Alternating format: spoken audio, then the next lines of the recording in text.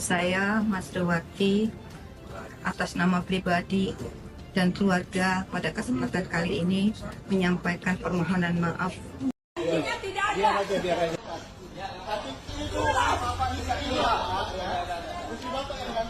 Istri Bapak yang ganggu kami. Ibadah itu hak kita loh. Iya, dan tempatnya. Tempat ibadah itu harus ada izin.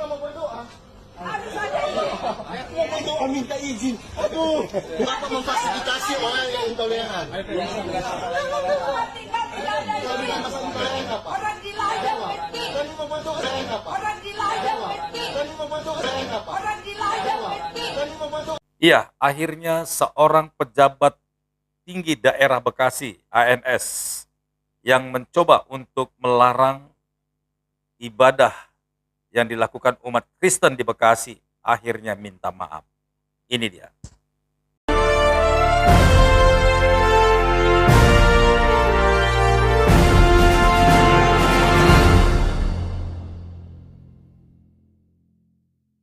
Shalom, salam damai sejahtera bagi kita semuanya. Kembali berjumpa dengan saya, Pastor Daud Timotius Tampu Bolon, tentunya di channel God Ministry, channel kesayangan kita bersama.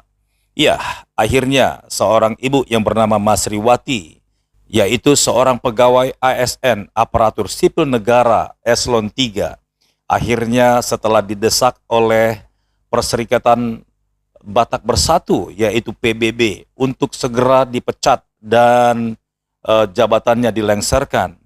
Kemudian ibu ini akhirnya meminta maaf kepada jemaat yang tadinya diusir ataupun dilarang beribadah di lingkungannya. Seperti apa videonya? Mari kita saksikan video berikut ini. NKRI Foras Jua-jua Kalau pengkhianat negeri harus Kalau pengkhianat negeri harus Kalau yang melakukan tindakan intoleransi adalah pengkhianat, apalagi ASN, uang kita yang menggaji dia. Tidak ada tawar-menawar. Pecat. Kalau tidak dipecat, kami turun lebih banyak. Kemarin ada yang menyampaikan ke saya untuk kurangi masa. Saya ikutin, kita kurangi saat ini. Tetapi kalau tidak dipecat, kita lebih rame lagi. Semangatnya.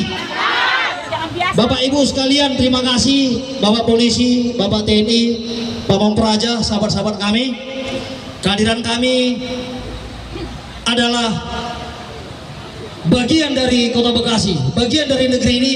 Bagaimana Kota Bekasi bisa terwujud kota yang damai, kota yang toleransi. Kami tidak ingin ada praktek-praktek intoleransi.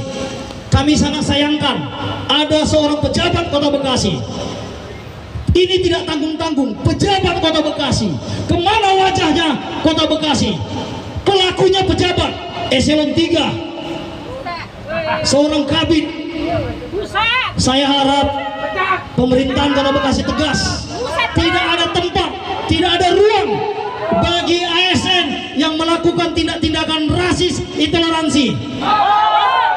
Dia lupa puluhan tahun dia makan uang rakyat. Saya lihat rumahnya mewah, saya lihat mobilnya mewah. Itu uang rakyat, tolong periksa. Dari mana dia bisa beli mobil Fortuner? Dari mana dia bisa bangun rumah mewah? Itu diperiksa, tolong. Tolong diperiksa. Saya akan teriakkan ini sampai ke Mendagri. Saya akan sampaikan kepada Mendagri. Ada oknum ASN. Saya tidak tahu Kota Bekasi melakukan pembinaan atau tidak. Apakah Kota Bekasi melakukan pembinaan kepada pegawai-pegawainya? Saya harap Kota Bekasi melakukan pembinaan, namun ada yang bandel, ada yang mengkhianat. Nah, itulah dia pengkhianat. Jadi kalau pengkhianat negeri harus dipecat. Tidak ada ruang. Bapak-bapak polisi, tolong diperiksa itu nanti beliau. Ya, itu resiko bagi seorang aparatur negara yang melakukan tindakan intoleransi. Resikonya besar. Resikonya besar. Karena dia hidup besar dan mengasih makan keluarganya dari uang rakyat. dari pajak kawan-kawan sekalian yang menghidupin dia. Tapi kenapa dia harus larang ada orang yang mau berdoa dan beribadah? Terkait masalah perizinan dan sebagainya, saya rasa itu bukan urusan dia. Betul tidak? Betul tidak? Tidak ada urusannya dia di situ. Jadi buat kawan-kawan semua, kita sudah dapat informasi perwakilan kita diterima 10, tapi yang akan kita minta sesuai dengan yang sudah kita sepakati, poin-poinnya adalah ada jaminan dari pemerintah Kota Bekasi terkait warga negara yang melakukan ibadah sesuai dengan agama dan kepercayaannya. Itu harus punya jaminan. Tidak ada larangan bagi masyarakat dimanapun untuk melakukan berdoa, untuk memuliakan Tuhannya. Kita ingin Bekasi ini bersih dari orang-orang yang intoleran. Tolong pemerintah Kota Bekasi dilakukan pemeriksaan kepada seluruh ASN Kota Bekasi yang memang tersangkut paut, yang memang memiliki ikatan kepada kaum-kaum intoleran, kaum-kaum radikalisme. Kota Bekasi harus bersih, semangat ya.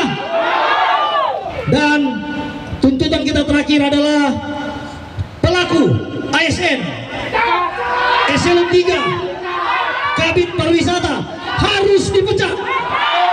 Kalau tidak dipecat, kita akan turun lebih banyak dan kita jadikan ini isu nasional. Semangat. Terima kasih. Saya Mas Dewati atas nama pribadi dan keluarga pada kesempatan kali ini menyampaikan permohonan maaf atas tindakan dan ucapan kepada pemerintah Kota Bekasi, kepada masyarakat Kota Bekasi, khususnya masyarakat di lingkungan tempat tinggal saya, dan kepada Bapak Joni, kepada Ibu Pendeta beserta jemaatnya atas tindakan dan ucapan yang kurang berkenan untuk dimaafkan. Terima kasih. Wassalamualaikum warahmatullahi wabarakatuh. Baik, terima kasih atas kesempatan ini. Saya selaku pendeta juga menerima maafnya Ibu Sri. Iya, kiranya orang-orang seperti Ibu Masriwati ini tidak lagi muncul di negeri ini. Cukup ini menjadi satu pengalaman karena ternyata tidak semua orang-orang yang bisa dikatakan berpendidikan tinggi seperti ibu ini. Dia adalah seorang eselon 3, tapi ternyata rasa sosialnya serta nilai-nilai luhur Pancasila tidak ada di dalam hidupnya. Saya bingung kalau ibu ini dari mana dapat jabatannya kalau dia tidak lulus dalam P4, yaitu pelajaran tentang Pancasila dan juga Undang-Undang Dasar yang wajib diketahui oleh semua pegawai negeri sebelum mereka diterima menjadi PNS, apalagi dia seorang eselon 3. Nah, kiranya pengalaman ini boleh menjadi peringatan kepada seluruh umat Islam yang mencoba melarang umat Kristen beribadah karena jelas telah tertulis di dalam undang-undang beragama ataupun tata tertib beribadah kepada setiap umat beragama. Yang tertulis adalah bahwa setiap umat Kristen boleh bebas beribadah dimanapun, di rumah ataupun di ruko. Yang perlu minta izin atau yang perlu membutuhkan izin memang adalah pembangunan gereja. Dan ini juga menjadi peringatan kepada semua pejabat tinggi negara, baik dari Menteri Agama, Bapak Presiden, bahkan setiap orang-orang yang merasa dirinya diperlukan untuk mengeluarkan izin pembangunan gereja. Ya, saya pikir sudah saatnya tidak ada lagi diskriminasi, tidak ada lagi perbedaan. Karena seperti seorang Ustadz Abu Janda mengatakan dengan keras bahwa umat Islam membangun musola, bahkan beribadah di rumah, serta membangun masjid, hampir rata-rata tidak punya izin. apalagi IMB. Namun kenapa? Karena merasa mayoritas agama lain sepertinya dicekal atau juga tidak diberikan izin untuk membangun rumah ibadah.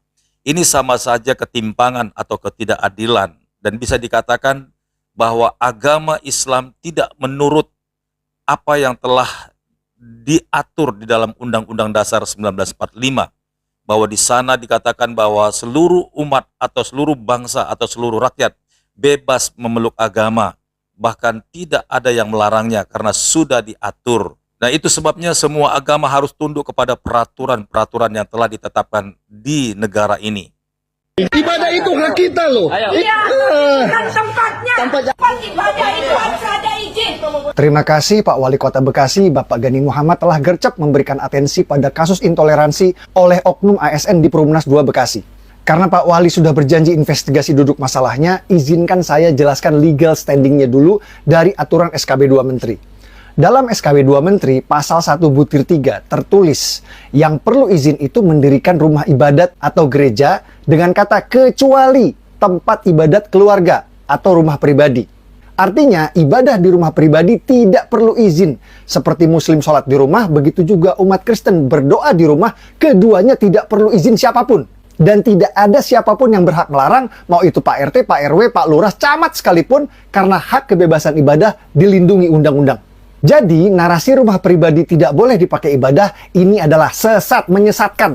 Karena rumah pribadi boleh dipakai ibadah dan tidak perlu izin dari siapapun. Jadi, yang dilakukan ASN Dinas Pariwisata Budaya Bekasi ini adalah jelas salah, intoleran, karena dia melarang tetangga ibadah di rumah dengan alasan izin. Padahal jelas di SKB 2 Menteri, rumah pribadi boleh dipakai ibadah dan tidak perlu izin siapapun. Semoga ASN Disparbud Bekasi tersebut dapat diberikan sanksi tegas karena telah terbukti tidak sesuai dengan asas Pancasila. Sekali lagi terima kasih Pak Wali. Nah, kiranya video ini boleh menjadi peringatan bagi kita semuanya bahwa setiap umat beragama punya hak yang sama untuk membangun rumah ibadahnya, apalagi beribadah. Tidak ada seorang pun yang bisa melarangnya selama ibadah itu tidak mencederai, tidak mengusik, tidak memaki atau mencaci, menjelek-jelekkan agama lain. Dan agama itu layak serta wajib dan bebas untuk melaksanakan ibadahnya, terlebih lagi di dalam rumah, karena itu adalah sebuah kewajiban bagi setiap umat beragama yang memeluknya. Baiklah saudara-saudaraku yang diberkati oleh Tuhan, sampai di sini video yang Pastor Daud upload. Kiranya video ini boleh menjadi berkat bagi kita semuanya. Sampai jumpa di video berikutnya. Tuhan Yesus memberkati. Shalom.